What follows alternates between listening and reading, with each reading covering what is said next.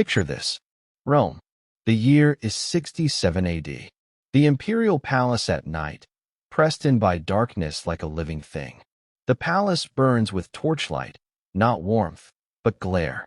Thousands of flames lick upward, casting molten gold across marble columns, bronze reliefs, and statues of forgotten gods whose stone eyes seem to watch in judgment. Light fractures against polished floors and recoils into shadow, transforming the ceremonial hall into something unholy, a cathedral not of faith, but of fire. Tonight, there is a wedding, an imperial wedding. The most powerful man in the known world is taking a bride. Along the walls stand Rome's senators, draped in immaculate togas edged with imperial purple. Their faces are carefully arranged into expressions of celebration, smiles rehearsed in mirrors, yet their eyes betray them. They flicker. They calculate. They keep darting toward the exits, as though instinct itself is screaming that something in this room is deeply wrong. Their hands clench beneath flowing fabric. Generals stand nearby, rigid as statues. Their ceremonial armor gleams, polished to perfection, yet their jaws are locked so tightly it looks as if their teeth might shatter under the strain. These are men who have commanded legions, who have watched cities burn, and still, none of them dare to relax. Between them, forming a flawless corridor of steel and discipline, stands the Praetorian Guard, the Emperor's shadow, elite soldiers, silent, unblinking. Their presence is not reassurance, it is a warning. The musicians begin to play. The ancient melody drifts upward, swallowed by the vast ceiling, reverberating back down like a chant from another world. Servants move through the crowd with ghost-like precision, offering wine in golden cups, delicacies arranged on silver platters. No one spills a drop. No one lingers too long. The air is thick, suffocating, with incense, frankincense, myrrh, crushed roses, the scent of devotion, burial, and decay entwined into a single breath. Everything is perfect, everything is beautiful, and everything is wrong. You can see it now, in the faces. The senators' smiles never reach their eyes. The generals swallow hard, over and over. The servants keep their gazes fixed to the floor, as if looking directly at the ceremony might invite punishment, or worse. Because the bride is walking down the aisle. She moves with practiced grace, each step measured, rehearsed, drilled into muscle and bone. Her gown is silk, dyed the deep saffron yellow worn by Roman brides, its fabric heavy with gold embroidery so intricate it must have taken months, perhaps longer, to complete.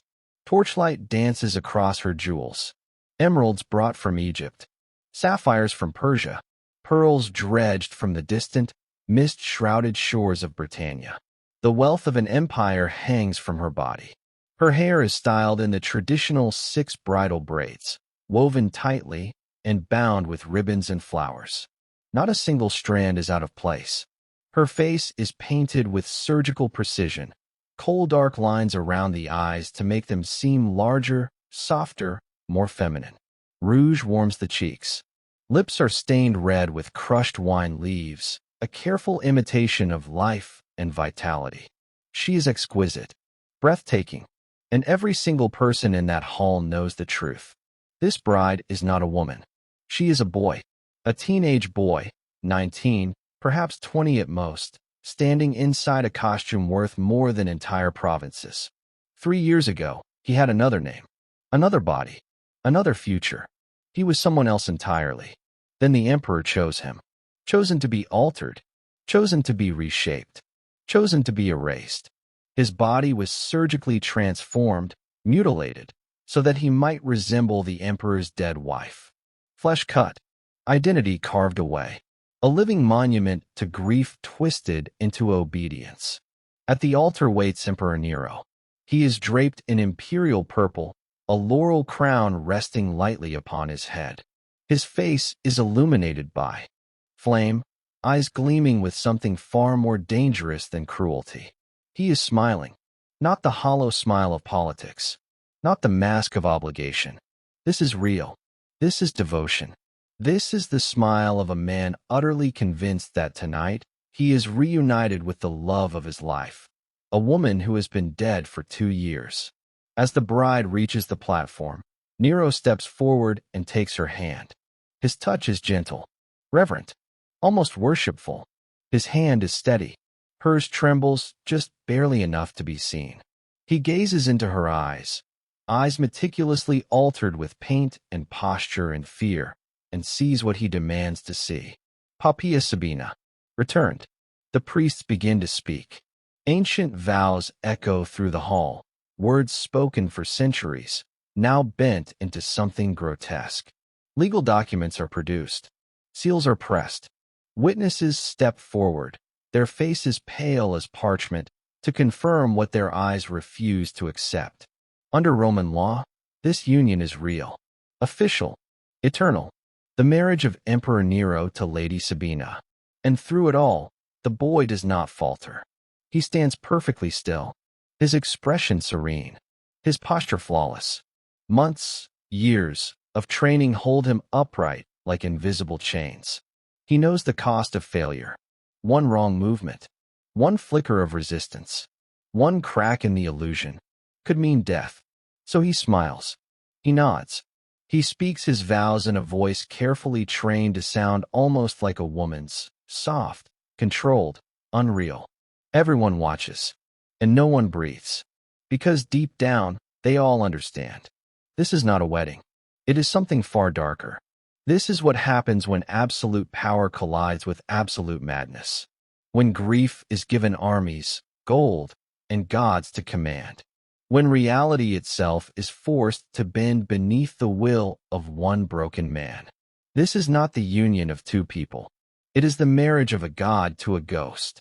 A ceremony proclaiming that one human being has been so thoroughly erased, so completely overwritten, that nothing of his former self remains. Only the emperor's dream. And Rome, trembling, bears witness. Before the empire noticed him, before the silk, the jewels, the knives disguised as rituals, the boy had a name. Or perhaps he never truly did. Whatever he was called at birth was likely a slave's name, functional, disposable, meant to label ownership rather than identity. History does not preserve it. History rarely bothers to remember the names of those it destroys. The sources call him Sporus. Even that is probably not his real name. It's Greek. It means seed, or something scattered. A word for potential stripped of personhood. The kind of name stamped onto property. Not a child. Not a human being. And whatever name his mother whispered to him, if anyone ever did, vanished the moment the empire decided he was useful. That name is gone, just like the boy himself. Before we descend any deeper into this story, pause with me for a moment. History is filled with corridors sealed shut, with truths left to rot in darkness because they are uncomfortable, inconvenient, disturbing. If you believe these shadows deserve to be illuminated, if you believe that the past should be confronted rather than buried, then stay with us. Every act of attention keeps the flame alive. It allows us to keep walking where others refuse to look. Tonight, we descend into the marble heart of Imperial Rome. We will trace the anatomy of one of history's most grotesque obsessions. From a golden boy emperor, praised as Rome's future, to a woman whose beauty became a curse. From a night where rage tipped into murder, to a teenage boy whose resemblance to a dead woman sealed his fate. From the knife that reshaped him, to the years spent performing as something he was never allowed to be. From a wedding that froze Rome in horror, to public humiliation played out across Greece. From the chaos of an empire ruled by 4 emperors in a single year, to the final degradation he refused to endure. And finally, the choice that gave him something no one else ever did. Freedom. This is not merely the story of a mad emperor. It is the story of power without restraint, of grief weaponized into monstrosity, of identity erased piece by piece, of a victim who endured far longer than anyone expected, and who, at the very end, claimed a single moment of agency. This is the story of Sporus, The boy remade as an empress. The human turned into a living doll. The ghost who refused to vanish quietly. Let us begin where the rot truly started. Nero Claudius Caesar Augustus Germanicus became emperor of Rome at 16 years old. 16. An age when most boys are still discovering who they are, still wrestling with impulse, insecurity, and desire, still learning that power has consequences. But Nero was never allowed to be ordinary. He was the adopted son of Emperor Claudius, elevated not by merit or destiny, but by the ruthless ambition of his mother, Agrippina the Younger. The year was 54 AD. Rome held its breath. Would this boy become another Caligula, erratic, sadistic, drunk on absolute authority? Or would he rise into something better? For a time, it seemed Rome had been spared. The young emperor was guided by steadier hands. His tutor, the philosopher Seneca, and the praetorian prefect Sextus Afranius Burrus. Under their influence, Nero appeared restrained, even capable. Those early years, later remembered as the 5 good years, brought reforms that benefited the common people. Taxes were reduced. Public games flourished. Construction projects spread through the city, putting thousands to work. Rome felt alive, and Nero himself felt different. Unlike emperors before him, who clung to military austerity and political distance, Nero embraced art. He wrote poetry. He sang. He played the lyre. He acted on stage. The Senate recoiled in disgust. Performance was beneath the dignity of a nobleman, let alone the emperor. But the people loved it. Here was a ruler who laughed, who bled emotion into spectacle. Someone who reflected their appetites rather than ruling above them. For a while, it worked. But even then, the cracks were already there. Small fractures, easy to ignore, impossible to forget. In 55 AD, just 1 year into Nero's reign, his stepbrother Britannicus collapsed during a banquet. The court physicians claimed it was a seizure, a sudden illness. No one believed them. Britannicus was the biological son of Emperor Claudius. He had a stronger claim to the throne. He was a threat, and now he was dead, poisoned, almost certainly. Whether the order came from Nero himself or from Agrippina, the mother who would do anything to secure her son's power, hardly mattered. The message was clear. This throne would be defended with blood. It was the first murder of Nero's reign. It would not be the last. The cracks did not heal. They widened. They spread. By 59 AD, the fracture at the heart of Nero's rule split open into something no amount of gold or ceremony could conceal. That year, the young emperor crossed a line so ancient, so taboo, that even Rome, a civilization steeped in blood, recoiled. Nero murdered his own mother. Agrippina the Younger had been the architect of his ascent. She schemed, coerced, manipulated, and very likely killed to place her son on the throne. For years, she ruled beside him, sometimes above him, expecting gratitude, obedience, control. She did not raise a son. She raised an extension of her own will. But Nero had tasted something intoxicating, absolute authority, and he would not surrender it. The bond between mother and son curdled into something poisonous. What began as political tension became personal hatred, cold, calculating, and vicious. Court gossip whispered of shouting matches behind closed doors, of veiled threats exchanged like knives wrapped in silk. Finally, Nero decided she had to die. His first attempt was theatrical, fitting for Nero. He commissioned a specially designed boat, engineered to collapse at sea. A gift, a reconciliation, a floating tomb. The mechanism failed. Agrippina survived the wreck and swam through the black water to shore, soaked, gasping, alive. Nero did not try again with subtlety. He sent soldiers. They found her in her villa. There were no speeches, no trial, no mercy. They beat her. They stabbed her, again and again, as she screamed, not as an empress, not as a schemer, but as a mother who finally understood what she had created. When it was over, Nero reportedly stood over her mutilated body and said, almost thoughtfully. I did not know I had such a beautiful mother. In Roman culture, matricide was among the most unforgivable crimes imaginable. It was an offense against nature, against family, against the gods themselves. Entire myths warned of divine punishment for such an act. But Nero was emperor. Who would accuse him? Who would dare? After Agrippina's death, the final restraints began to slip. The quiet guidance of Seneca and Burrus, the voices that once tempered Nero's excesses, grew faint. Seneca tried to reason with him, to steer him back toward moderation. But Nero was no longer listening.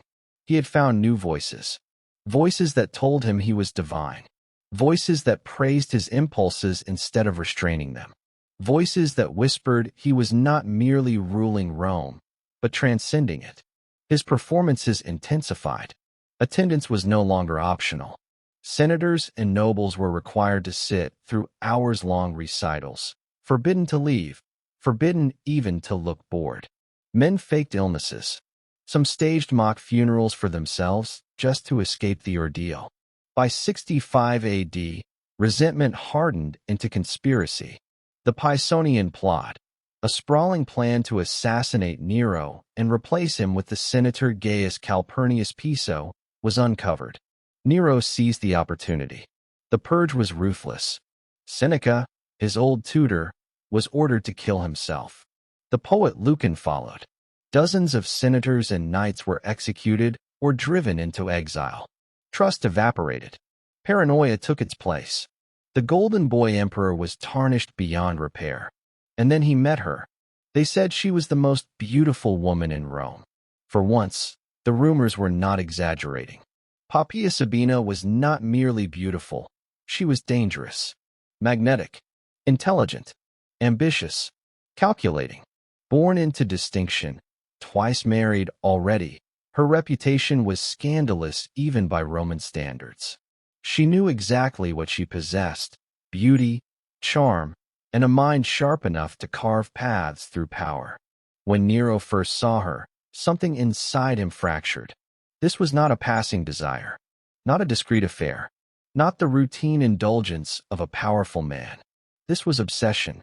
Nero fixated on Poppaea Sabina with a hunger that alarmed even those closest to him. Historians would later struggle to describe it. Not lust, not love, but something consuming and unstable. There were obstacles, of course. Several. Nero was already married. His wife, Octavia, was the daughter of Emperor Claudius, virtuous, dignified, and beloved by the Roman people. She embodied continuity, tradition, the old imperial order. The marriage had been political, arranged when Nero was adopted into the imperial family. He never loved her. Octavia was everything a Roman empress was meant to be: modest, restrained, dutiful. Poppaea was none of those things. Where Octavia faded into the background, Poppaea commanded the room. Where Octavia accepted her role, Poppaea demanded more. Where Octavia symbolized stability, Poppaea promised transformation. And Nero, already unraveling, leaned toward the fire. Where Octavia had been content to exist as the emperor's wife in name alone, Poppaea Sabina wanted the throne in truth. And Nero wanted her. No, needed her. She filled his thoughts, his sleep, his waking hours, his art, his paranoia. There was no corner of his mind left untouched by her presence. The affair unfolded in plain sight. Rome watched it happen. Whispers rippled through the city like disease. Nero and Poppaea barely bothered with secrecy, meeting openly, laughing together at public functions, exchanging glances thick with intimacy, while Octavia sat beside them, silent, composed, humiliated. Nero lavished Poppaea with gifts, jewels torn from the ends of the empire, estates, slaves, villas overlooking the sea, sculptures carved in her likeness, portraits commissioned again and again, as if he feared forgetting her face. He wrote poetry about her. Bad poetry, almost certainly, overwrought, self-indulgent, desperate, but poetry nonetheless. Still, it wasn't enough.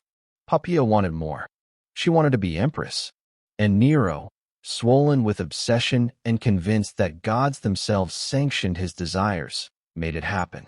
He divorced Octavia on charges of adultery, so transparent they insulted even the Senate's tolerance for fiction. For once, they hesitated. Murmurs of protest slipped through the chamber. Nero ignored them. Octavia was exiled to a remote island, cut off, silenced, removed from sight. But her existence remained a problem. She was loved. She was legitimate. She was a living reminder of what Nero had destroyed. So he erased her. Her veins were opened. When death came too slowly, she was suffocated in a hot bath, steam and water stealing the last of her breath. Her head was severed and sent to Poppaea, a gift. That was Nero's version of love, the kind that demanded blood. In 62 AD, Nero and Poppaea were married in a ceremony drenched in excess and defiance. She became empress at last. For a brief, intoxicating moment, it seemed she held him completely, steering his decisions, moderating his moods, shaping the empire through whispered counsel. In January of 63 AD, she gave birth to a daughter, Claudia Augusta. The child was immediately declared divine, a goddess. Temples rose in her honor. Sacrifices burned. Rome finally had an heir. 4 months later, the baby died, likely from an illness no ancient physician could treat. A quiet, mundane death that felt obscene amid imperial splendor. Nero was inconsolable. The child was buried with full honors. Her cult continued even in death, prayers offered to an infant who never learned to speak. And then Poppaea became pregnant again. This time, the stakes were unbearable. Rome needed stability. Nero needed legitimacy. The empire needed proof that this marriage, forged in scandal and murder, had been worth its cost. Everything rested on this child. Everything. The year was 65 AD. The exact day is lost. What happened that night is not. Poppaea was months pregnant, likely carrying a son. She should have been protected, insulated from stress, wrapped in luxury. Instead, she was arguing with her husband. Ancient sources disagree on the spark. Some claim Nero returned late from the chariot races, another obsession consuming him. Others say the fight was over his performances, his need for applause, his neglect of her, and the empire alike. The cause hardly matters. The argument escalated. Picture it. Poppaea, heavy with child, confronting the man who had destroyed so many lives for her sake. Nero, drunk, exhausted, irritable, unwilling to be questioned, unwilling to be challenged. Words turned sharp. Resentment spilled out. And then Nero lost control. The accounts diverge, but the ending is always the same. Some say he kicked her. Others say he struck her repeatedly. Tacitus describes a single, devastating blow to her abdomen. Cassius Dio speaks of a sustained assault. However it happened, it was catastrophic. Poppaea collapsed.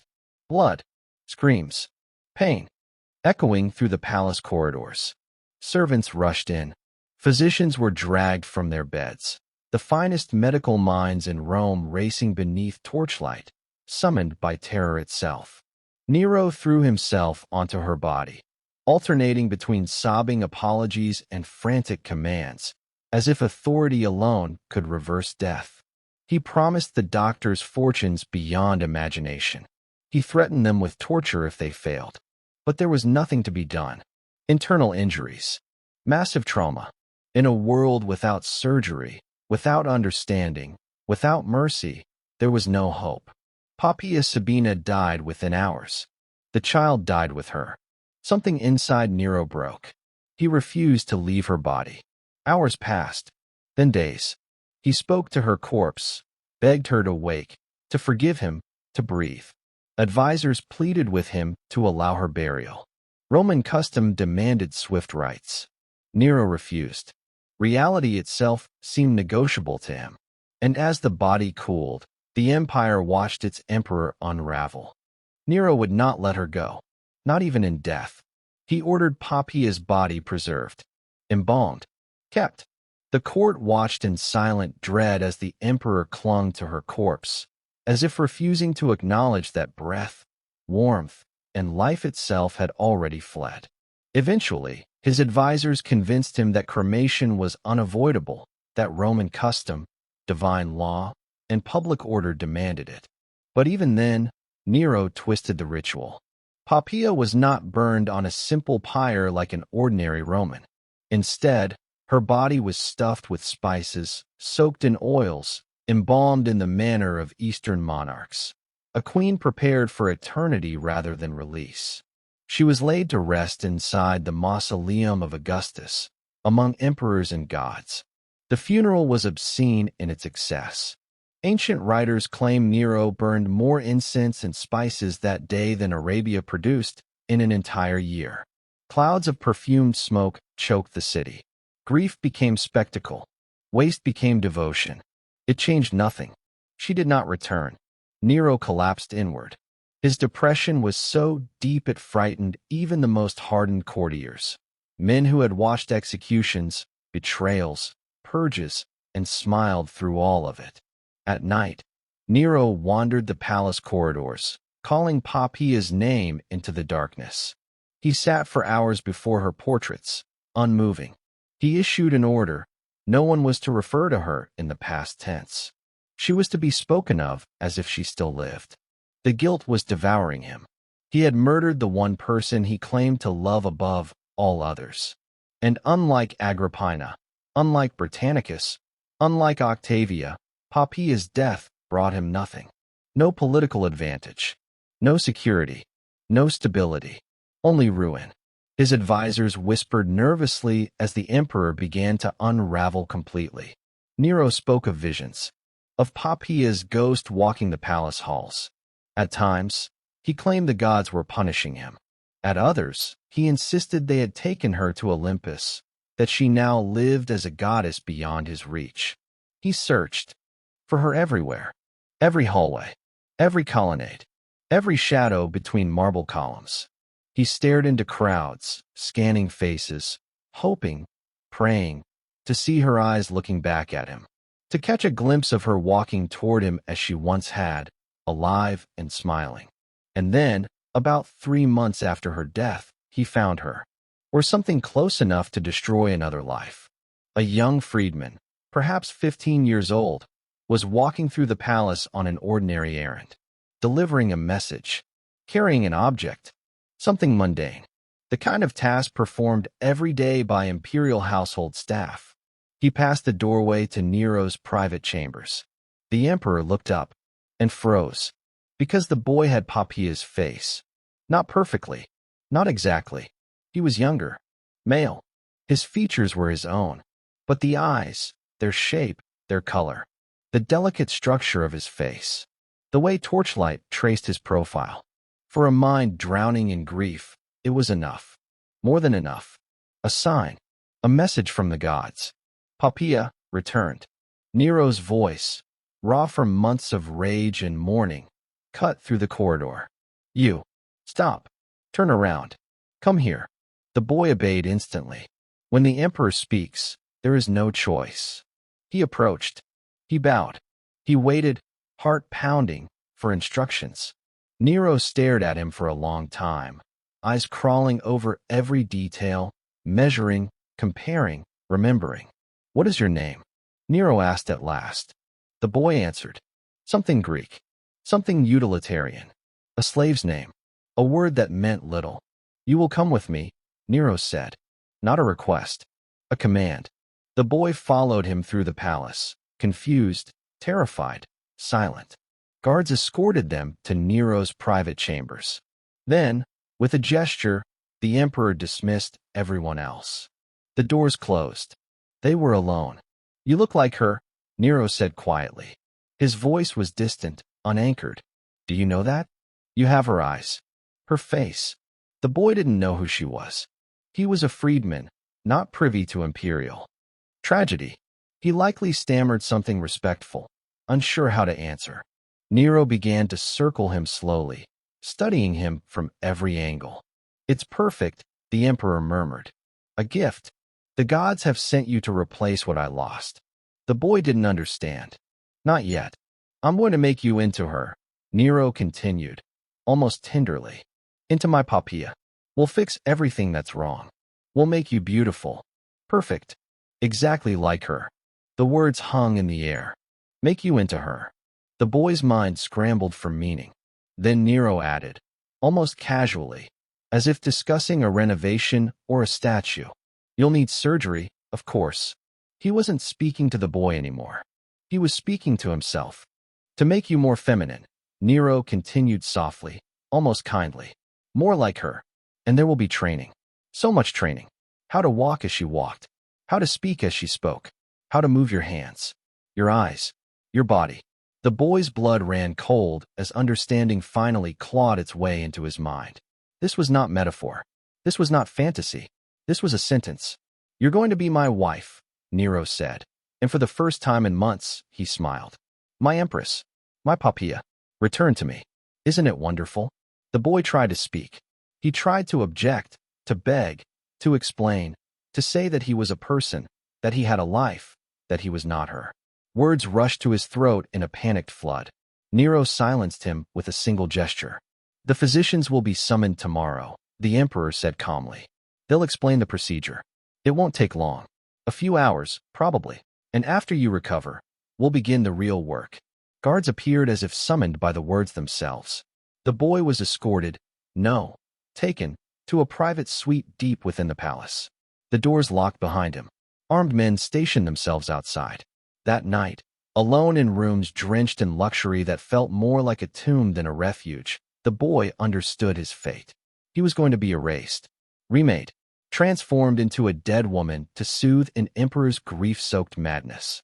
And there was nothing at all, he could do to stop it, because the most powerful man in the world had decided. And when Nero decided, reality bent. Within a week, the palace physicians prepared their instruments. Metal sharpened, blades cleaned, restraints tested. Sporus was dragged into a private chamber, held down by guards as he screamed and struggled, his voice echoing uselessly against stone walls designed to keep secrets. What happened there would destroy him forever. Before we go further, we need to understand who Sporus was, before Nero's gaze fell on him like a curse. He was young, 14, maybe 15, a freedman in the imperial household. That sounds privileged, and in some ways it was. Freedmen were not slaves. Not technically. They had been granted freedom by the emperor, often because they were born into the household or had served well. They received education. They learned Latin and Greek. They were trained in accounting, correspondence, administration. Many freedmen rose to real influence, managing estates, overseeing finances, acting as secretaries to the most powerful figures in Rome. But their freedom was fragile, conditional, built on sand. They owed everything to their patron, their status, their safety, their very existence. Favor could be withdrawn without warning. There were no family networks to protect them, no legal shields if the emperor turned against them. They were free, only as long as they pleased him. And the name Sporus tells us everything. Greek, meaning seed, or something scattered. A functional name, a label, the kind of name given to property, not a name chosen with love. We don't know his birth name. We don't even know if he ever heard it spoken aloud. The sources only call him Sporus, almost certainly a slave name assigned in childhood. Whatever his mother may have called him, if he ever knew her, is gone, erased, just like he soon would be. Before Nero noticed him, Sporus' life was probably ordinary by imperial standards. He ran errands through the endless palace corridors, carried messages, delivered wax tablets, assisted clerks and administrators who needed quick, educated hands. He likely had friends among the other freedmen, familiar faces, shared jokes, quiet ambitions. Maybe he dreamed of advancement, of managing an estate, of serving someone important, of a future that belonged to him. It was not a grand life, but it was his. And then, one morning, he walked past the wrong doorway at the wrong moment. The palace corridor stretches endlessly. Sunlight pours through high windows, casting long ban. DS of gold across marble floors and painted frescoes. Sporus walks quickly, carrying something. A scroll, perhaps. A wax tablet bearing a message destined for the administrative wing. Routine. Mundane. And behind one open doorway, an emperor looked up and saw a ghost. Sporus is thinking about nothing important. The kinds of thoughts you have when your day is made of errands and obedience. Whether he'll have time to eat before the next task. Whether the message he's carrying is urgent enough to require haste. Whether he's forgotten something trivial that might earn a rebuke. He walks the palace corridors every day. They blur together, marble, frescoes, columns, doors. The doorway to the emperor's private chambers is just another doorway. He passes it countless times. But today, the door is open. And today, Nero looks up. Their eyes meet for less than a second. It is enough. The emperor's entire body goes rigid. "You," Nero calls out. "Stop. Don't move." Sporus freezes. Every instinct screams danger. When the emperor speaks directly to you, there is no hesitation, no delay. But there is something in Nero's voice, a sharp, unsteady edge, that makes the boy's stomach clench with fear. "Turn around," Nero orders. "Slowly. Look at me." Sporus turns. He keeps his face neutral, respectful, carefully composed. His heart is hammering. He has no idea what he's done wrong. Has he failed in some duty? Misdelivered a message? Is punishment coming for a mistake he doesn't even understand? Nero rises from his chair. He walks toward the boy like a man sleepwalking. His eyes never leave Sporus' face. He comes too close. Sporus is thinking about nothing important. The kinds of thoughts you have when your day is made of errands and obedience. Whether he'll have time to eat before the next task. Whether the message he's carrying is urgent enough to require haste. Whether he's forgotten something trivial that might earn a rebuke. He walks the palace corridors every day. They blur. Together, marble, frescoes, columns, doors. The doorway to the emperor's private chambers is just another doorway. He passes it countless times. But today, the door is open. And today, Nero looks up. Their eyes meet for less than a second. It is enough. The emperor's entire body goes rigid. "You," Nero calls out. "Stop. Don't move." Sporus freezes. Every instinct screams danger. When the emperor speaks directly to you, there is no hesitation, no delay. But there is something in Nero's voice, a sharp, unsteady edge, that makes the boy's stomach clench with fear. "Turn around," Nero orders. "Slowly. Look at me." Sporus turns. He keeps his face neutral, respectful, carefully composed. His heart is hammering. He has no idea what he's done wrong. Has he failed in some duty? Misdelivered a message? Is punishment coming for a mistake he doesn't even understand? Nero rises from his chair. He walks toward the boy like a man sleepwalking. His eyes never leave Sporus' face. He comes too close. So close that Sporus can smell wine on his breath. Can see the deep, sleepless shadows carved beneath his eyes. The emperor reaches out and touches him. Fingers trace the line of Sporus' cheek. His jaw, his temple. The touch is gentle, reverent, and it makes Sporus' skin crawl with instinctive, animal horror. "Papilla," Nero whispers. "You came back." Sporus doesn't know that name. He's a freedman. He doesn't follow court gossip. He doesn't know about the empress, her death, or the emperor's unraveling mind. "Your Majesty," he begins. "The eyes," Nero breathes, cutting him off. The eyes are the same, exactly the same. His gaze darts over Sporus' face, frantic, obsessive. And the bone structure, the way the light catches you. It's perfect. It's her. He says it like a revelation, like a miracle. Sporus tries to step back. Nero's hand clamps down on his shoulder, iron beneath silk. "The gods sent you to me," Nero says, his voice rising, trembling with manic certainty.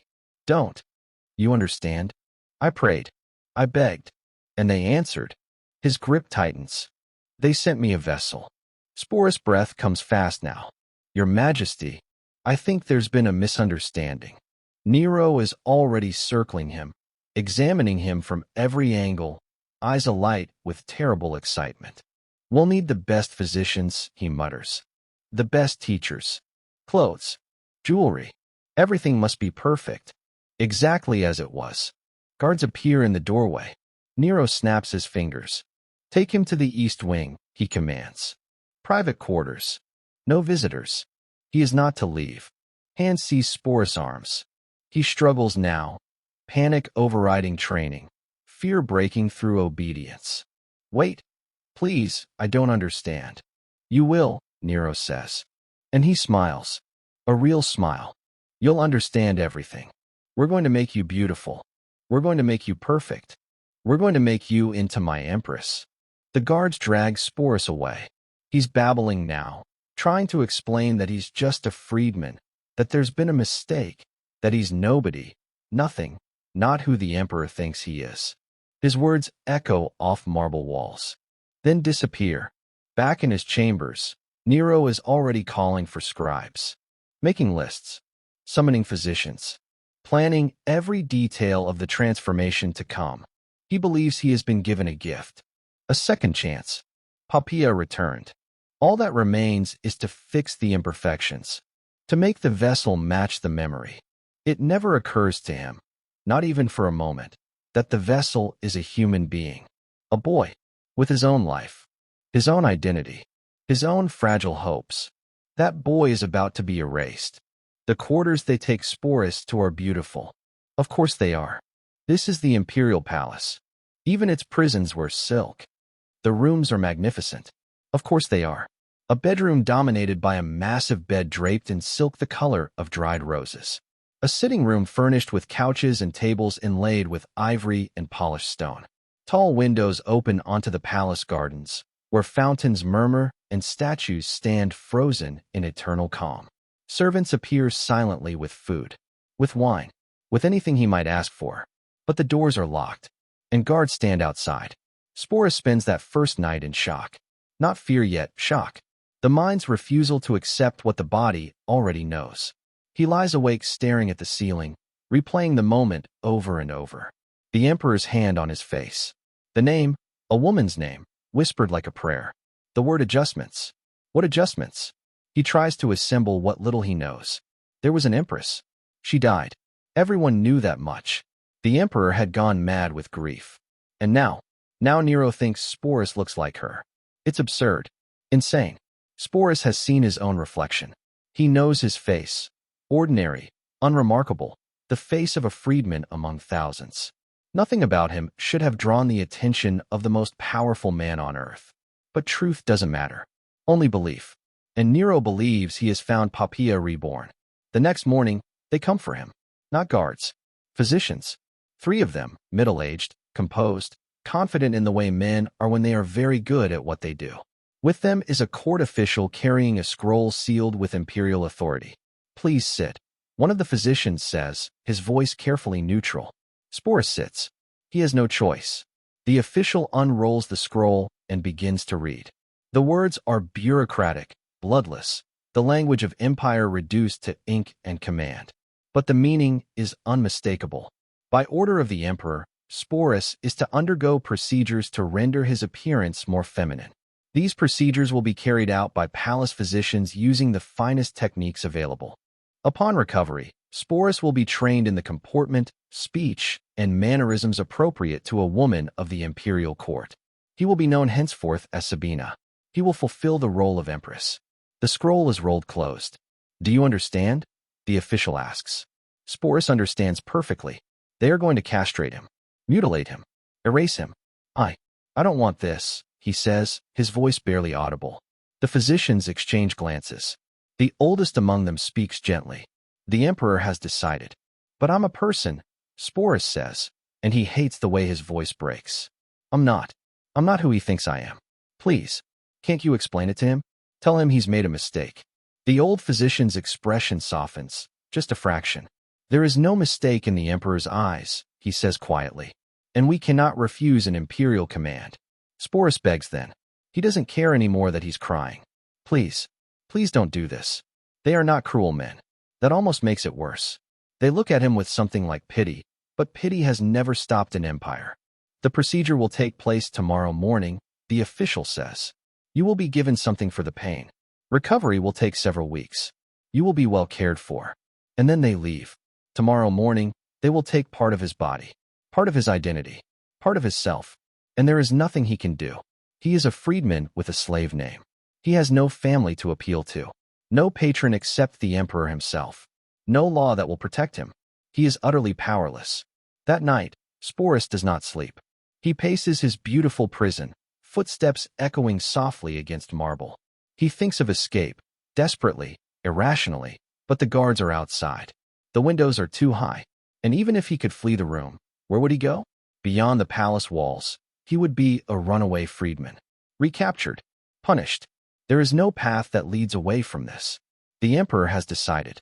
At dawn, they come for him. Physicians, the official, guards, just in case. It's time, they say. Sporus' face is pale. His hands tremble. But he allows himself to be led through the corridors, past columns, past statues, past places he has walked 100 times before, into the chamber where his life will end. The guards hold him down. The physicians lay out their instruments. Someone forces wine laced with opium down his throat, the ancient world's best mercy, which is to say, almost none. The last thing Sporus sees before the drug dulls his vision is the gleam of a bronze blade. The last thing he feels is pain so immense the world turns white. And the last thing he knows, as consciousness fractures and slips away, is that the boy he was is dying on this table, and something else is being born in his place. What survives the surgery will not be the boy. What survives will be something else. Someone else. A ghost wearing the name Sabina. Roman medicine in the 1st century AD was more advanced than we often imagine. Physicians could set bones, remove bladder stones, perform cataract operations. They understood basic anatomy. They used specialized surgical instruments.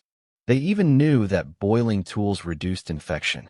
But surgery was still brutal, primitive, agonizing. There was no true anesthesia. Opium might dull pain if you were fortunate. Wine could make you drunk enough to care slightly less. Mandrake root might render you unconscious or kill you outright. For most patients, pain management came down to one thing: speed. The faster the surgeon worked, the sooner agony ended, either in unconsciousness or in death. The procedure performed on Sporus was castration, not treatment, not healing, not necessity. It was done to erase the visible markers of his sex, to make his body conform to an emperor's delusion. Mutilation dressed as medicine. The ancient sources do not describe every detail, but we know what Roman castration involved. The testicles were removed, often the scrotum as well. In some cases, surgeons attempted further alterations in an effort to create a more feminine appearance. There was no precision, no understanding of hormones, no knowledge of endocrine systems. Only a crude belief that removing certain parts would change voice, body, and behavior. What we do know is this: it took hours. Sporus was held down on the table by guards while the physicians worked. The opium dulled the pain, but did not erase it. He was conscious for at least part of the procedure, unable to move, unable to scream properly, feeling every cut. The risk of death was enormous. Shock, blood loss, infection, even survival past the operation was no guarantee. Recovery was a minefield of complications. But Sporus survived. Somehow he survived. The physicians were skilled and motivated. Failure would have meant their own execution. So they worked carefully. They controlled bleeding. They sutured and bandaged and prayed. When it was finished, they carried his unconscious body to a recovery chamber and waited. For weeks, Sporus drifted in and out of a drugged haze. Pain, constant, overwhelming, the kind that makes death feel merciful, filled every waking moment.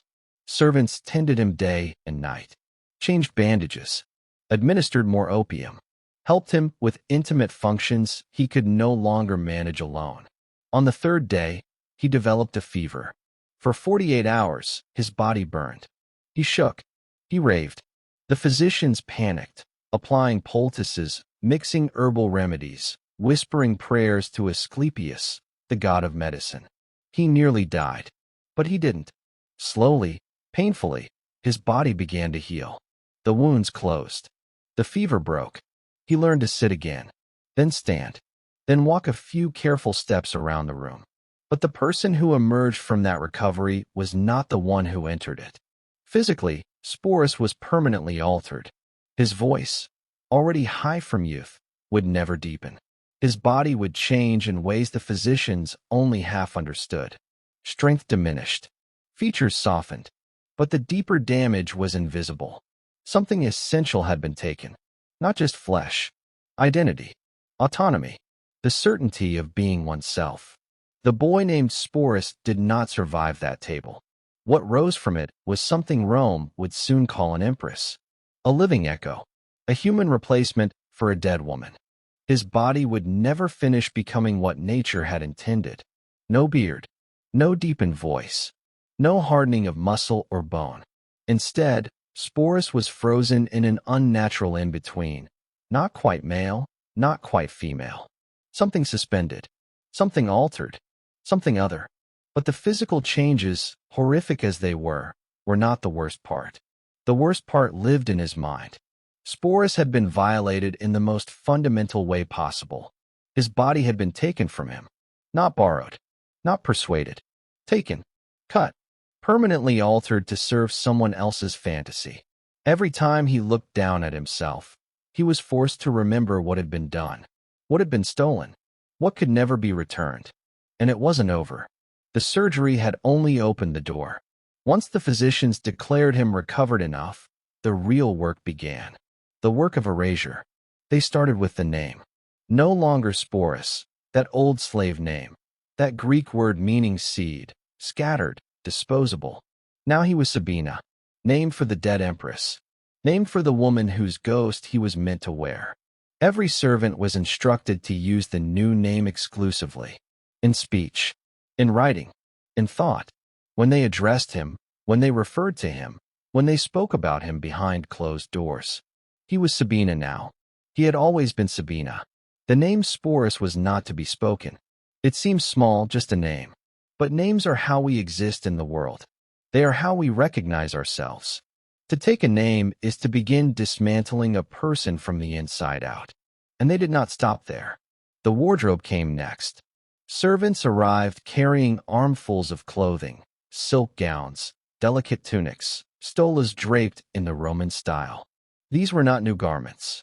Many had belonged to Poppaea herself, pulled from storage, altered slightly to fit Sporus's smaller frame. He was expected to wear them always. All day, every day, silk against his skin, fabric cut for a woman's body. The constant weight and drag of garments that reminded him, with every step, that he was being dressed like an object, like a doll. The jewelry was worse. Emeralds, sapphires, pearls, heavy gold necklaces once warmed by Poppaea's throat, rings that had circled her fingers, earrings that required his ears to be pierced. Another quiet violation, small but permanent. Each piece caught the light. Each piece whispered her name. Everything he wore had belonged to her. Everything was meant to override him. Then came the lessons. A small army of specialists assembled around him, makeup artists, hairdressers, voice coaches, dance instructors, etiquette tutors, each assigned a single task, to teach Sabina how to exist, or rather, how to perform. The makeup lessons were humiliating. He sat motionless for hours while artists taught him to darken his eyes with kohl, to make them appear larger, softer. White lead powder was applied to pale his skin. Rouge brushed onto his cheeks. Lips stained red with crushed wine leaves. Like this, they would say, adjusting his face. See? Softer. More delicate. More like hers. Always like hers. Everything was measured against Poppaea's memory. The hair was worse. Roman women's hairstyles were elaborate. Towers of curls, braids, ribbons, ornaments. It could take hours to construct a single arrangement. Sabina had to learn not only to wear them, but to understand them. Which style for which ceremony? Which arrangement for mourning? Which for celebration? His hair was grown long, curled with heated irons, dyed, pulled and pinned into place with golden clasps. Sometimes flowers were woven in, sometimes strings of pearls. Every morning, he woke before dawn. Every morning, 2 hours were spent transforming him. Every night, it all came off. And for just a few moments, fleeting, fragile, he could see his real face reflected back at him. Then sleep. And then the mask returned. But the voice training was the hardest. Roman women spoke differently than men. Not just pitch, but rhythm, intonation, emotional expression, vocabulary. Silence itself was gendered. The castration had prevented his voice from deepening, but it had not given him a woman's voice. So they trained him, again and again, to soften consonants, to lift vowels, to sound smaller, gentler, less certain, until even his own voice no longer felt like his. And with each lesson, each correction, each no, not like that, something inside him faded. Sporus was disappearing. Sabina was taking his place. He had to learn the voice. Hours every day, listening, watching, mimicking. Female slaves, courtesans, noble women moving through the palace halls. He studied the rise and fall of their words, the softness at the end of sentences, the way emotion was allowed to surface only in controlled doses. Too low, the voice coach would say. Again, higher, softer, a finger pressed gently against his throat. From here, then against his chest. Not from here. Once, just once, the coach sighed with something that might have been sympathy. I know it's difficult, she said quietly. You're fighting your body's natural inclinations. Then, inevitably. But the Emperor expects perfection. The Emperor. Everything led back to Nero's expectations. Nero's desires. Nero's hallucinated resurrection of the dead.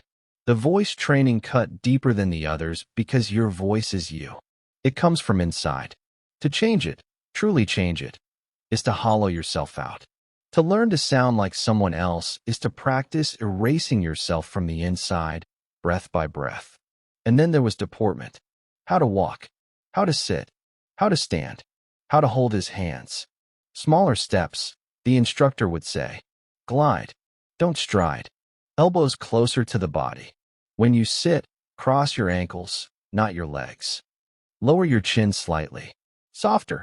Never look directly at a man unless he addresses you. Lower your eyes. Hundreds of rules. Thousands of corrections.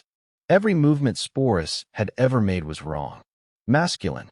Inappropriate. He had to unlearn 15 years of inhabiting his body as a boy and relearn it all as a woman. The training lasted months. Relentless. Exhausting. Soul-crushing. And through it all, Nero came to visit. Once a week. Sometimes more. These visits were the worst part, because Nero never saw Sporus. He saw Poppaea. My love, Nero would say, entering the room with a smile that made Sporus' stomach knot. You look more beautiful every time I see you. By now, Sporus, Sabina, knew better than to contradict him. Thank you, my lord, he would reply, in that carefully sculpted voice. They would sit together. They would talk. But they were not conversations. They were performances. Do you remember, Nero would say softly, that night we went to the theater? When the actor forgot his lines, and we laughed so hard. Sporus had never been there. That memory belonged to Poppaea, to a life he had never lived. But he had learned. Of course I remember, he would say. It was wonderful. Tell me what you remember. Nero would prompt eagerly, and Sporus would improvise, inventing memories, weaving lies fast enough to keep pace with Nero's hunger. You were wearing your purple cloak, he might say, and you held my hand during the performance. Yes, Nero would exclaim, delighted. Yes, exactly. These sessions left Sporus drained, trembling inside. One wrong word, one fracture in the illusion, and Nero's moods could turn dangerous. But as the months passed, something changed. Sporus became good at it. Too good. So good that the line between performance and self began to blur. When every waking moment is spent pretending to be someone else. When everyone around you treats you as that other person. When your body itself has been reshaped to resemble them. Who are you really? The boy named Sporus, if that had ever truly been his name, began to fade. Like a ghost. Transparent. Uncertain. Unreal. and in his place, Sabina took form. An empress who had never existed. A woman who was a man who was a boy who had once been nobody. In the spring of 67 AD, nearly 2 years after Poppaea's death and 18 months after Sporus' capture, Nero made an announcement that stunned even the most jaded members of the Roman court. He was going to marry Sabina. A full, legal, formal wedding. Witnesses, documents, priests, blessings. He was going to marry the ghost of his dead wife, worn like a costume by a mutilated teenage. Ager. Preparations exploded into motion. Nero spent lavishly, recklessly, the same way he had for Poppaea's funeral. Silks from the far edges of the empire. Flowers shipped across seas. Musicians summoned from distant provinces. Chefs preparing delicacies most Romans would never see in a lifetime. And at the center of it all was Sabina. Sporus, because inside, in the parts of himself he guarded fiercely and silently, he was still Sporus. He watched the preparations with growing dread. This was the final step, the point of no return. Once the documents were signed, once witnesses confirmed it, the transformation would be complete. He would not be pretending anymore. He would be, legally, officially, the Empress of Rome. The bride's gown was prepared. Poppaea's original wedding dress was taken from storage and altered. The veil she had worn, the flowers she had carried. As the day approached, Sporus spent hours staring into polished bronze mirrors, trying to see himself beneath the makeup, the hair, the silk. He couldn't find him. The boy was gone. Only the ghost remained. On the morning of the wedding, servants dressed him. Layer after layer of saffron-dyed silk. Poppaea's jewelry clasped around his neck, hung from his ears, slipped onto his fingers. The transformation was complete. They painted his face one final time. Every line perfected, every shadow calculated. Kohl darkened his eyes. White leads smoothed his skin. Rouge warmed his cheeks just enough to suggest life. His hair was parted and woven into the 6 sacred braids of a Roman bride, ribbons threaded through like restraints disguised as decoration. When they were finished, a servant placed a mirror in his hands. The person staring back was beautiful, ethereal, flawless, and utterly unrecognizable. Sporus searched the reflection desperately for something familiar, some remnant of the boy he had been. There was nothing. "You're ready," the servant said softly. "The emperor is waiting." They led him through the palace corridors. Music drifted toward him, flutes, strings, voices lifted in ritual harmony. Incense thickened the air. Torchlight flickered through archways, casting long, trembling shadows. At the threshold of the great ceremonial hall, he stopped, just for a moment. This was it, the point of no return. Once he stepped through that doorway, once he stood beside Nero and spoke those vows, the last fragment of his former self would be obliterated. He could refuse. He could run. He could scream the truth, that this was madness, that he was not Poppaea, that he was a mutilated boy dressed like a doll to satisfy an emperor's grief. But what would that change? Nero would have him killed, or dragged back, or broken until compliance returned. There was no escape. There never had been. So Sporus took a breath, put on the smile he had practiced for months, and stepped into the torchlight. The crowd gasped, some in genuine admiration. The transformation was extraordinary, others in silent horror. But no one objected. No one spoke. They watched as the bride glided forward, silk whispering against marble, toward the most powerful man in the world. Nero's face lit up when he saw him. Radiant, ecstatic, transcendent. He saw exactly what he wanted to see. His beloved wife returned. From death, they stood together on the platform. The priests began their chants. Vows were spoken, prayers lifted. Legal documents were signed and witnessed. Through it all, Sporus Sabina was perfect. Every word, every gesture, every nod. He had rehearsed this moment endlessly. When the priest pronounced them married, when Nero took his face in his hands and kissed him, gently, reverently, with a love that was absolutely real and absolutely insane, the ghost married the madman, and the boy named Sporus vanished completely into history. He woke in the imperial bedchamber, the room where emperors had slept for generations, where Poppaea herself had once slept. The bed was enormous, draped in purple silk. Golden statues of gods and heroes watched from the corners with empty eyes. Through the windows, the palace gardens stretched toward the city beyond. Nero was already awake, seated on the edge of the bed, watching him. That look again. Adoration tangled with possession. Love fused to madness. "Good morning, my love," Nero said softly. "Good morning," Sporus replied automatically, in a voice that no longer felt like his own. This was his life now. Not a nightmare. Not a temporary ordeal. Permanent. Legal. Official. He was the Empress of Rome. Within hours, the weight of it crashed down. Servants appeared, his servants now. A steward introduced himself, explaining he would manage the Empress's household. A secretary arrived with documents requiring the Empress's seal.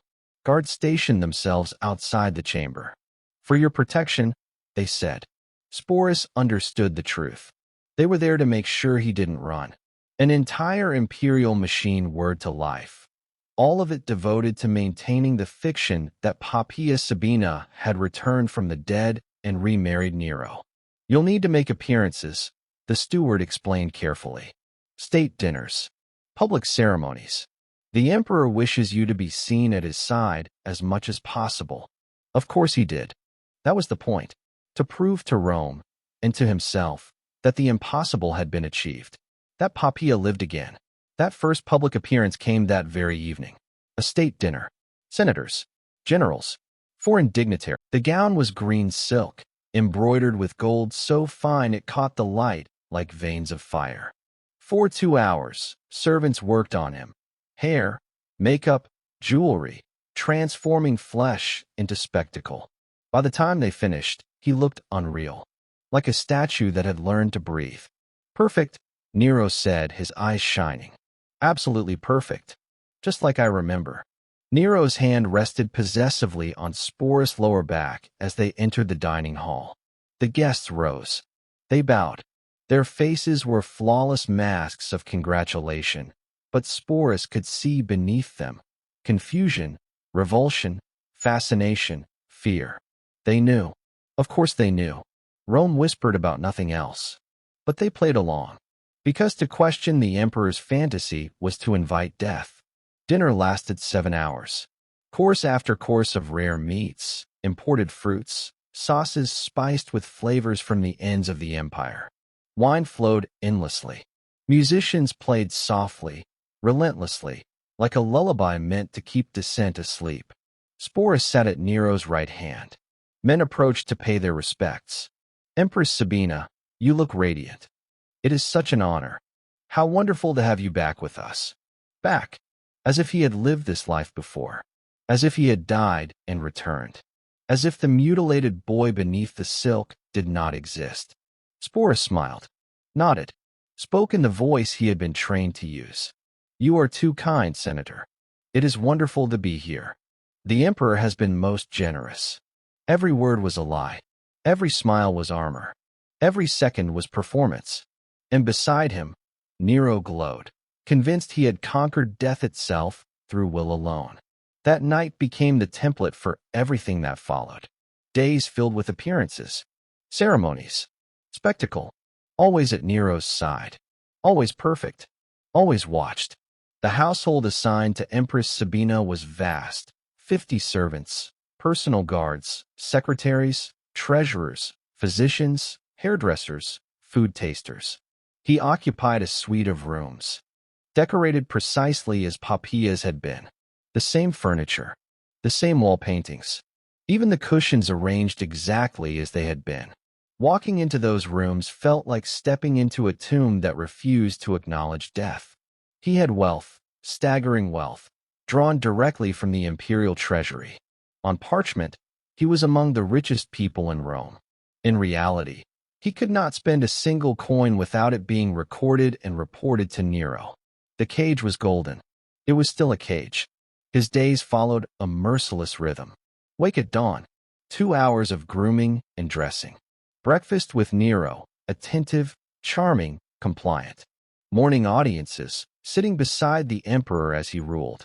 lunch, afternoon appearances, theaters, baths, dedications, more grooming, dinner, and then the private evenings.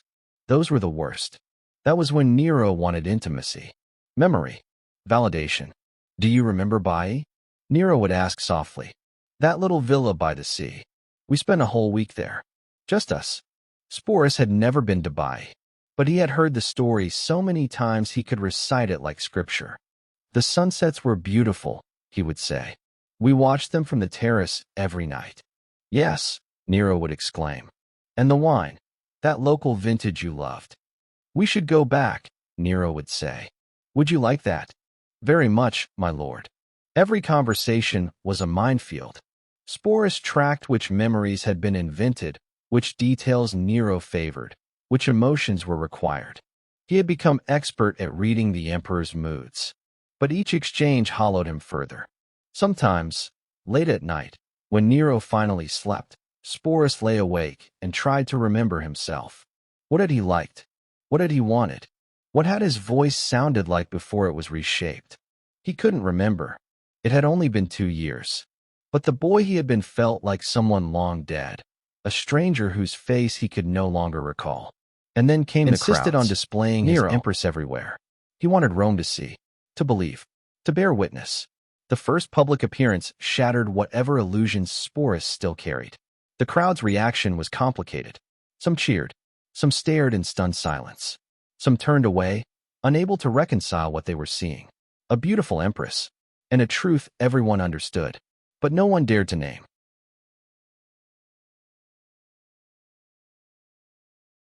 While Nero played at games and collected hollow crowns in Greece, the empire was rotting beneath him. The first warnings arrived as whispers, easy to dismiss, easy to ignore. A minor disturbance in Gaul, a provincial governor grumbling. Nothing new, nothing urgent, but whispers became reports. Reports became alarms. Gaius Julius Vindex, governor of Gallia Lugdunensis, declared Nero unfit to rule. He raised troops. He called upon the Senate to strip the emperor of power and choose another. Then came worse news.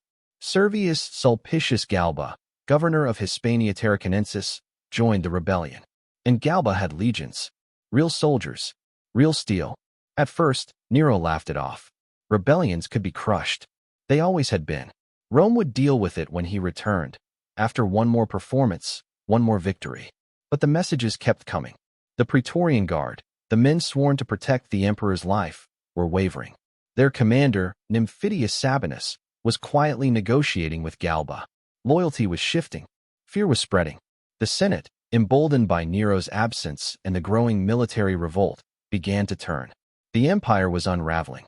Nero delayed as long as he could, unwilling to abandon his triumphal tour, unwilling to accept that the stage was collapsing beneath him. But even his delusions could not drown out reality forever. They had to return to Italy. The journey back was nothing like the journey out. No cheering crowds, no celebrations, no music, only haste, tension, eyes scanning the road, waiting for betrayal. When they reached Rome, the truth was worse than the reports. Legions were defecting. Governors openly declared for Galba. The treasury was empty, drained by Nero's obsessions, his spectacles, his endless indulgence. The Senate convened an emergency session, and in June of 68 AD, they did the unthinkable. They declared Nero a hostis publicus, an enemy of the state. He was no longer protected by law. Anyone could kill him. Consequence. The palace emptied almost overnight. Servants fled. Guards deserted. Officials vanished.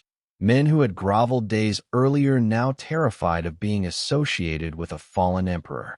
The corridors echoed with absence. Nero wandered them, calling out for help. No one answered. The rats were leaving the sinking ship. But one person stayed. Sporus. Not out of loyalty, not out of love, because there was nowhere else to go.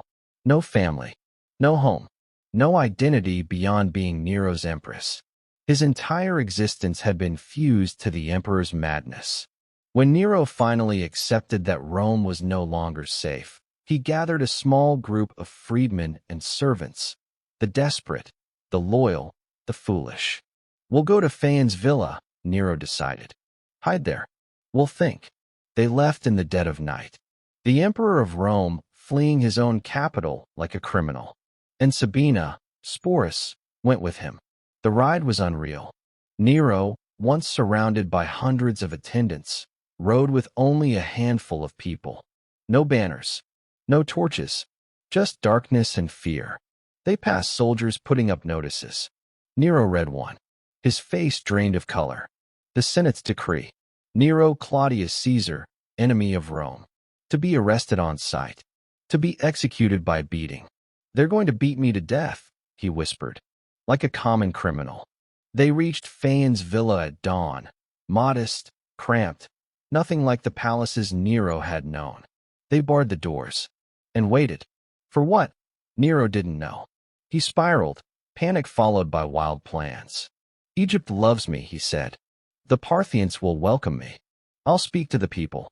They'll remember. Reality closed in. By mid-morning, they heard horses. Soldiers. Nero took out a dagger. His hand shook violently. I can't let them take me, he sobbed. I can't die like that. But he couldn't do it. Couldn't push the blade into his own flesh. His secretary, Epaphroditus, finally guided his hand. Pushed. The blade entered Nero's throat. He gasped. Blood. Poured. He looked at Sporus one last time, eyes wide, confused, afraid. Qualis artifex perio, he whispered. What an artist dies in me. Then he collapsed. The last of the Julio-Claudian emperors died on the floor of a freedman's villa, bleeding out while his empress watched. Sporus stood there, silent, numb. The god was dead, and the ghost he had created was suddenly alone. Sporus felt nothing. No grief. No relief. Just emptiness. Nero was dead. The man who had mutilated him, remade him, married him, turned him into a living echo of a dead woman. Gone. But the nightmare did not end with Nero's last breath. It barely paused. The doors burst open. Soldiers flooded the room, boots thundering across the floor. One of them seized Sporus roughly by the arm. You're coming with us, the soldier barked. The new emperor will want to see you. Because Sporus, Sabina, the surgically altered boy who resembled a dead empress, was still valuable, still a symbol, still property. Nero was gone, but the human doll remained. They carried Nero's body back to Rome for burial.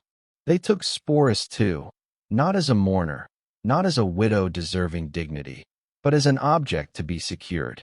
He was locked away under guard, waiting, uncertain, powerless. The year was 68 AD, bleeding into 69, and Rome was about to tear itself apart. With Nero dead and no clear successor, claimants rose everywhere, generals backed by legions, politicians backed by gold and ambition. The empire that had seemed eternal suddenly cracked down the middle. History would remember this chaos as the year of the 4 emperors. In 12 months, 4 men would claim the throne. 3 would die violently. And Sporus would belong to all of them. Because that was what he was now. Not a person. Not even truly a freedman. He was a curiosity. A trophy. A living artifact of Nero's madness. Something to be claimed, displayed, mocked, discarded. The first to take him was Nymphidius Sabinus, the Praetorian prefect who had betrayed Nero and opened the gates of rebellion. Sabinus was ambitious, calculating. He had promised the Praetorian Guard immense rewards for abandoning Nero, and they had agreed. Nero fell, but Sabinus wanted more. He wanted the throne, and as part of his claim to Nero's legacy, he wanted Nero's empress. Sporus was brought before him just days after Nero's death. He was still dressed in mourning, black silk clinging to his altered body, his face dusted with white ash in the Roman funerary tradition. Sabinus studied him slowly, measuring, weighing. You'll stay with me, he said at last. Continue as you were. Dress as the empress. I'll need you for appearances. Sporus felt his chest collapse inward. It was happening again. A different master. The same cage. Yes, my lord, he said automatically. The words came without thought. The machinery restarted. Sabina's household was reconstructed. Servants reassigned. Guards posted. The same rituals, The same costumes, the same lie, resurrected for a new ambition. Sabinus paraded him in Poppaea's jewelry, dressed him in feminine silks, placed him at his side during meetings. He wanted Nero's aura without Nero himself. But Sabinus had miscalculated. The legions had already chosen Galba. When Sabinus attempted to rally the Praetorian Guard for a coup of his own, they turned on him instead. He was killed by his own soldiers. 3 weeks. That was all he lasted. His body was mutilated, dragged through the streets of Rome, and thrown into the Tiber like refuse. And Sporus changed hands again. Servius Sulpicius Galba was nothing like Nero. 73 years old. Austere. Rigid. A soldier's soldier. A man. Obsessed with discipline, tradition, and old Roman virtue. When Galba saw Sporus for the first time, his disgust was open. This, he reportedly said, isn't a... Sporus was kept alive. But barely. He remained in the palace, isolated, watched, contained. No longer the empress. No longer honored. Just a strange, uncomfortable thing that no one quite knew what to do with. Neither freed, nor killed. A different kind of torture. Under Nero, at least there had been a role. A script. A purpose, however monstrous. Now there was only emptiness. Days passed without meaning. Guards stared when they thought he wasn't looking. Servants whispered behind hands. He was kept in feminine clothing, not out of desire, out of convenience. To remove the silks would require acknowledging what had been done to him. The mutilation, the crime, the emperor's madness made flesh. It was easier to leave him as he was. A living exhibit. Galba's reign did not last. He tried to restore discipline, to refill the treasury. To rule like the old republic still mattered. But he was old, rigid, blind to the forces around him. Most critically, he refused to pay the Praetorian Guard the bonuses Nymphidius Sabinus had promised. They did not forgive him. In January of 69 AD, Galba was cut down in the Roman Forum, hacked apart by soldiers who once swore loyalty to him. And Sporus changed hands again. The next emperor was Otho, Nero's former companion. Friend, confidant, perhaps more. Ancient sources whisper of shared excesses, shared beds, shared nights of indulgence. Whether lovers or not, Otho had loved the world Nero loved. Luxury, spectacle, defiance of convention. When Otho seized power, one of his first orders was simple: bring me Sabina. And the nightmare returned. The household was restored. The servants reassigned. The jewelry brought out once more. Sporus was dressed again as empress. Appeared again at dinners. Sat again at the emperor's side. It was as if Nero had never died. Otho was different, though. He did not insist Sporus was Poppaea returned. He knew exactly what Sporus was, a boy surgically altered to resemble a dead woman. But he enjoyed the aesthetic, the audacity, the statement. It pleased him. For 3 months, the performance continued, and Sporus began to believe this was his fate, to be passed from emperor to emperor. Forever Sabina, forever erased. Then Otho lost. Vitellius' legions crushed his forces at Bedriacum in northern Italy. Faced with defeat, Otho chose suicide rather than prolong civil war. April 69 AD. 3 emperors dead in less than a year. And Sporus changed hands one final time. Vitellius was remembered for appetite, for gluttony, for cruelty, for excess without charm. Unlike Otho, he despised Nero, saw him not as an artist, but as a degenerate whose indulgence nearly destroyed Rome. And Sporus? Sporus was the ultimate proof. When Vitellius entered Rome and was shown the imperial treasures left behind, gold, art, relics of fallen rulers, Sporus stood among them. Not introduced, displayed. Vitellius studied him with cold eyes. No fascination, no desire, only contempt. This, Vitellius said, gesturing, is what Nero did. Mutilated a boy to play dress-up with a dead woman? Yes, Caesar, his advisors replied. Vitellius laughed. Not with humor, with disgust. Grotesque. Absolutely grotesque. For a brief, fragile moment, Sporus felt hope. If Vitellius hated what he represented, perhaps he would be freed. Perhaps this would finally end. But Vitellius was not finished. The people need to understand, he said slowly, how far Nero fell. How depraved he was. He turned to his advisors. This creature is the perfect demonstration. Plan a spectacle. The arena. Sporus felt the blood drain from his face. The arena. The amphitheater. Thousands of eyes. Performance not in silk, but in death. And for the first time in years, something broke through the numbness. Pure terror. What kind of spectacle, Caesar? An advisor asked carefully. Vitellius smiled. It was not a pleasant smile. A mythological reenactment, he said. Something the people recognize. Something dramatic. He paused. Perhaps the rape of Persephone by Hades. Or Leda and the swan.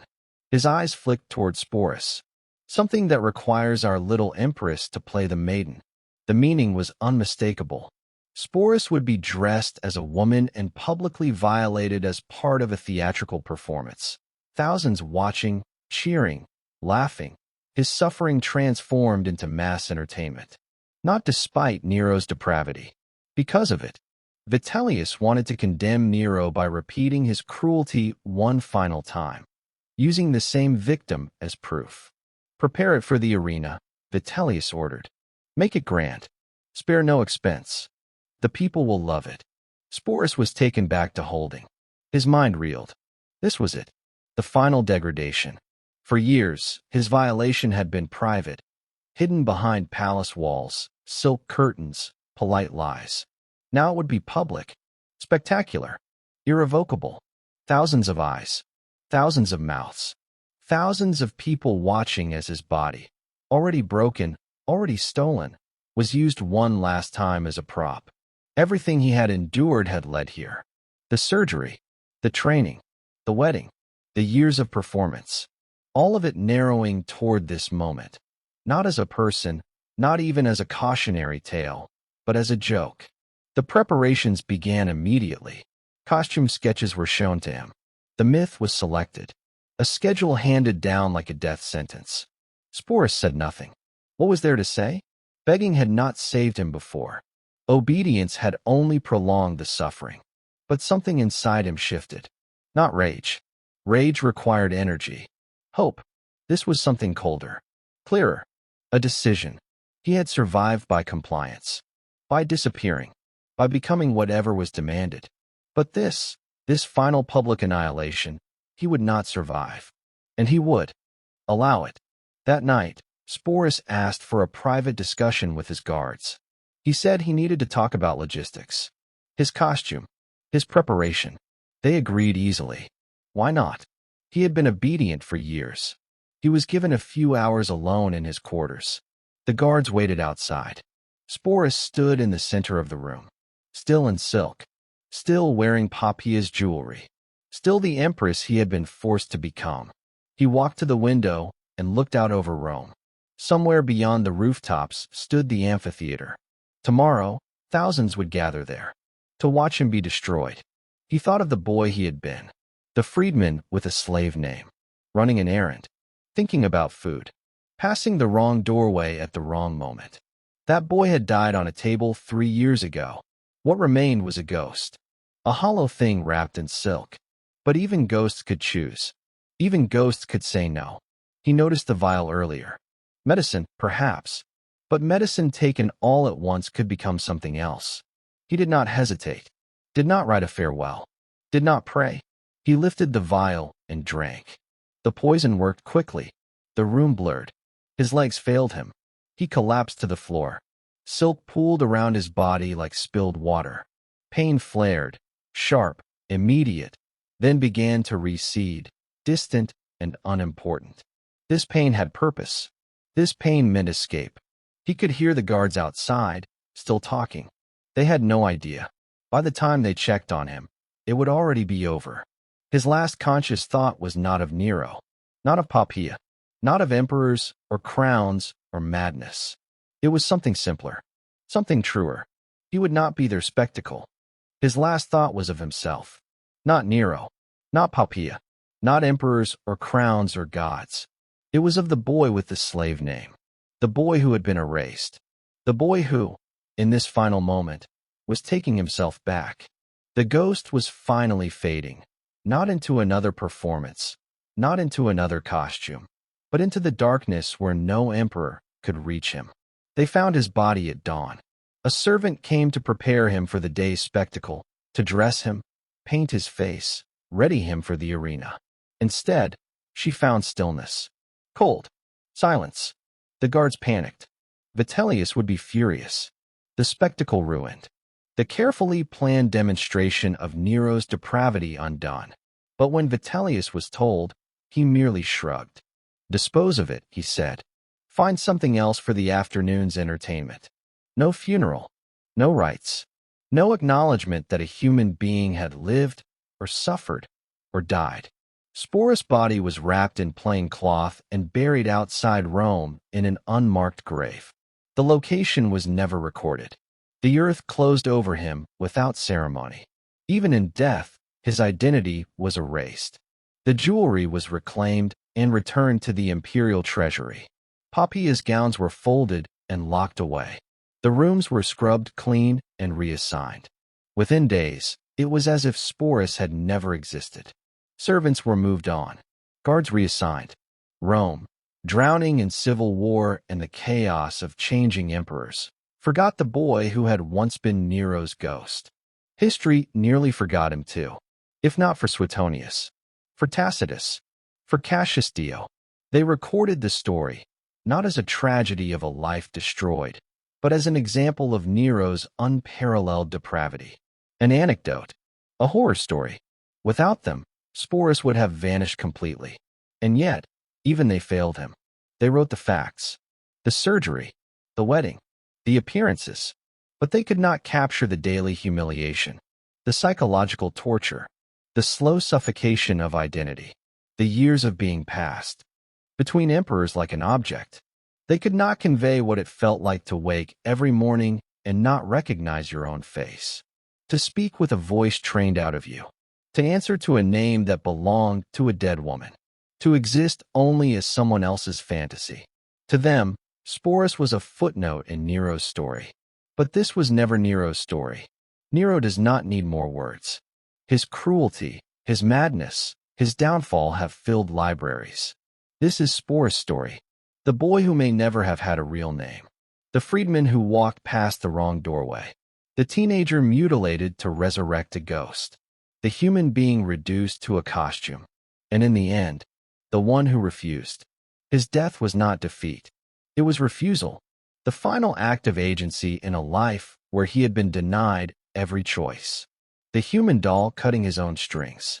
The year 69 AD ended with Vespasian claiming the throne, the fourth and final emperor of that bloody year. Stability returned. A new dynasty rose. By the time Rome celebrated again, Sporus had been dead for months. His story became legend, whispered in bathhouses, murmured at dinner tables. Did you hear what Nero did? He castrated a boy, made him his wife, took him to Greece. Absolutely mad. The tale survived because it was shocking. But what matters is not the shock. What matters is the truth beneath it. This is not a story about madness alone. It is a story about power without limit. About what happens when one person's grief is allowed to overwrite another person's existence. About how easily humanity is erased when no one speaks up.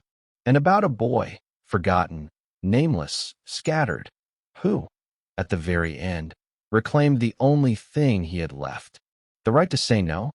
That final act, the poison, the choice, the refusal, was the only power he had left. And he used it. He denied Vitellius his spectacle. He denied Rome its blood-soaked entertainment. He denied them the satisfaction of using him one final time. The ancient sources tell us almost nothing about who Sporus was. They don't tell us if he was brave or frightened, if he was clever or naive, if he dreamed of anything beyond the palace walls. To the historians, he was never a person, only an object inside Nero's story. A symbol, an anecdote, evidence of imperial madness. But the facts we do have tell us something profound. He survived. The surgery should have killed him. Shock, infection, blood loss. Any of it could have ended his life on that table. The psychological trauma should have destroyed him. The daily erasure. The years of pretending to be someone else. The constant vigilance. And yet, he endured. Day after day, month after month, year after year. He survived until he decided not to. And that decision, that final, quiet refusal, is what makes this story matter. Not as a footnote to an emperor's madness, not as a grotesque curiosity, but as testimony to endurance, to dignity, to the power of saying no, even when no is the last word you will ever speak. Sporus died nameless. He was buried in an unmarked grave, his true identity erased so completely it can never be recovered. We do not know what his mother called him. We do not know what he looked like before the transformation. We do not know what he wanted from life. All we have are two names that were never really his. Sporus, a slave name. Sabina, an imposed ghost. And the record of what was done to him. But maybe that is enough. Maybe remembering that he existed, that he suffered, that he endured, and that he refused. Maybe that is a kind of justice. Because the alternative is silence, letting him vanish completely, reducing him to a strange anecdote, a grotesque joke about ancient excess. He was more than that. He was a person, a boy whose humanity was stripped away piece by agonizing peace, and who, at the very end, reclaimed a fragment of it on his own terms. The ghost who refused to disappear quietly. Thank you for walking with me through one of history's darkest corridors. If this story mattered to you, if you believe these forgotten lives deserve to be remembered, then carry it with you. Speak it. Share it. Refuse to let it fade. Because remembrance is sometimes the only mercy history allows.